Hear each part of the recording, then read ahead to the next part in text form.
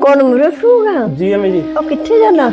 अम्मी जी इधर ही बस आ काम चला थोड़ा जिहा जी। पता जिले तू मेरे पैर चुमदा हुंदा किते जांदा हुंदा मैनू दस दे किथे नूं जाना। अम्मी जी डॉक्टर नूं लैन चला जी।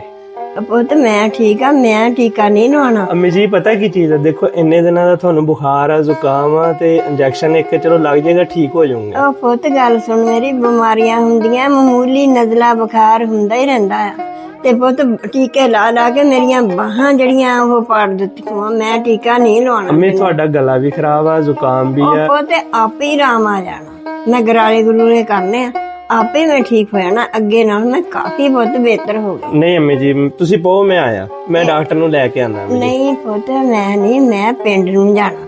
अम्मी जी पिंड नूं तुसी ठीक होके चल जाओ ना। नहीं पुत जिले मैनू बाहर दी हवा लगी ना जी अम्मी जी। ते मैं अपने पिंड गई, उठे हवा लगी, लै मैं बिल्कुल ठीक हो जाना।